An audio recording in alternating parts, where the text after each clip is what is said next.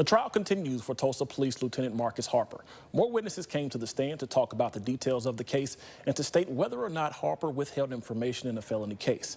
Today, two more important witnesses gave their statements on what happened on August 24th of 2020.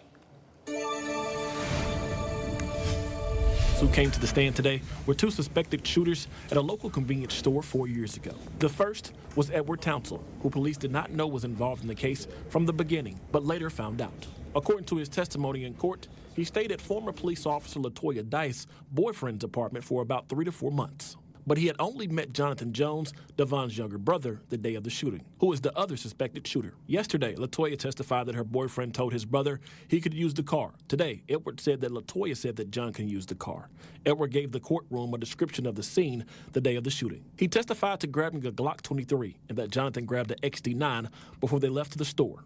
Jonathan said he had only grabbed it for protection since Edward grabbed one. When they left, Edward said he wanted to stop and get cigarettes before they went to Walmart. So they did, but this convenience store was in a gang territory called Hoover, and Edward stated that he is a part of a different gang. He stated that he got into an altercation outside with one of his rivals, and multiple people rushed him inside. And then Edward showed his gun. Jonathan was parked on the side of the store, and as they reversed out, they were shot at. That's when Jonathan and Edward both reportedly returned fire. Edward said he shot 14 times over the roof of the car on the passenger side.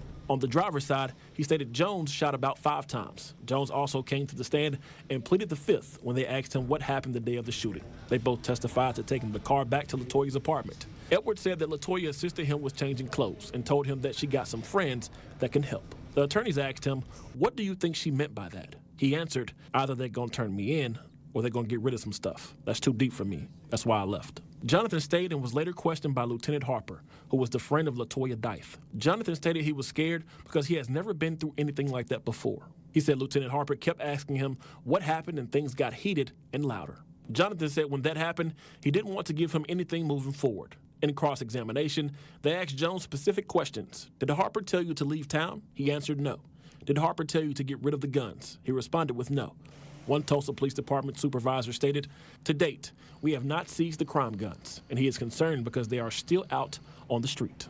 More Tulsa Police Department officers came to the stand and stated their concerns of Lieutenant Harper withholding information to close his case more quickly.